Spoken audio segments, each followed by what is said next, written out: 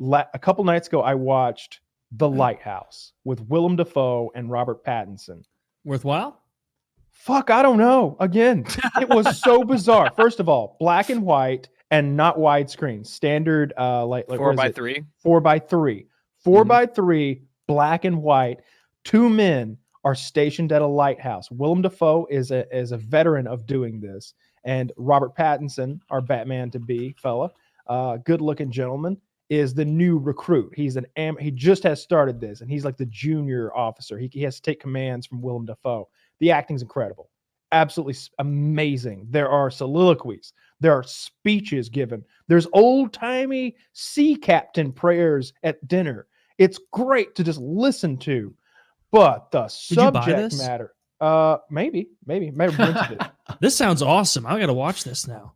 Okay, well, I haven't gotten to all the parts that are so goddamn bizarre that I don't understand the movie. And you're not saying bad, you're just saying bizarre. That's intriguing. Incredibly bizarre. There's a little bit of Greek mythology mixed in if you want to dig deeply enough. I'm with it. There are mind I played Age scenes. of Mythology. I know my Greek mythology. It's like an hour and 40-minute acid trip in black and white with lots of masturbation, lots of farting. Keep it coming. This is it.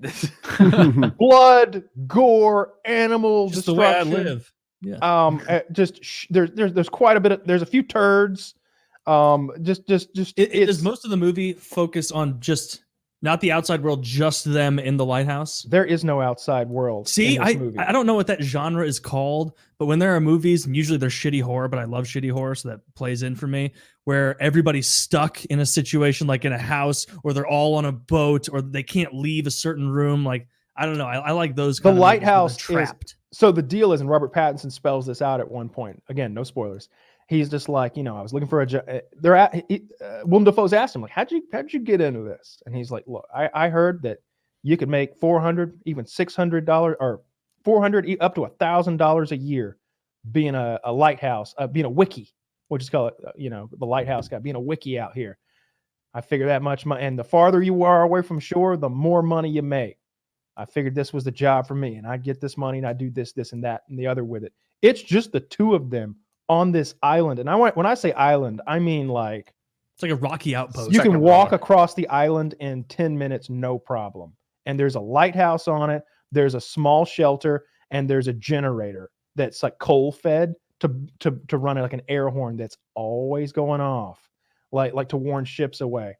And Willem Dafoe is like, yeah. Is that always in the movie too? A faint hum of a horn? Because I don't know if I can handle it. Full volume. It comes and goes. The mic right there. It comes and goes. There's plenty of scenes without it. But Willem Dafoe is very domineering, and they're supposed to share the duty of going up to the very tip top of the lighthouse and operating the bulb or whatever, the flame it is. Willem Dafoe's like, she's mine. You don't touch her. You don't even get to see her. Now you get back to your duties. And he's just like, the book says that we're supposed to share duties. The only book on this island is my book. And the guy's just like, all right, well, I'm new here. Now you swab that deck, and you swab it good. I already swabbed it twice. You'll swab it till your knuckles are bleeding. If I tell you to pull every nail out of this building and suck the rust off of them until they're shining and then build the whole thing again, you'll do it and you'll like it. And he's just like, fuck, all right. Sounds good. I'm watching this. Yeah, watch it and let me know what you think, because after I was done, I wished I hadn't watched it. It was just too much for me with the whack. It's a bit of morality about easy money, huh? That's what you just learned from that? There's a little bit of that built in there, but there's also a lot of insanity built in there. I don't know what the movie was about yet. I probably need to watch. Yeah. I'm usually really good at this. Like, I get it. This time I was just like, the fuck did I just watch? And why was there so much gore? That genre you just described, what the fuck did I just watch, is my dad's favorite genre of movie. And anytime I get a movie recommendation, he'll be like, oh, I just saw this really great movie. And he'll send me an email, and I would look at that email and I'll be like, I don't know if I want to do that to myself tonight. Like, there's no way it's going to be an enjoyable movie. I'm not point going to finish that movie and be like, this was great. I'm going to be like, what the fuck was that? And why did I watch that? Is the only outcome that can come out of that. I kind of like that when I finish a movie sometime. Like one that I'm like, what the fuck was that about? And you kind of, let it marinate for a bit. And it's free on Prime. I just remembered. It's free on Amazon Prime. So but that's yeah, like something Get you Out. want as like a mood, right? Like you have a Yeah. mood, you want to watch something easy, you want like an action in the background or something. You want to enjoy, you want a comedy, you want to laugh at something. This is like one you want to feel bad about yourself or something. You know, Yep.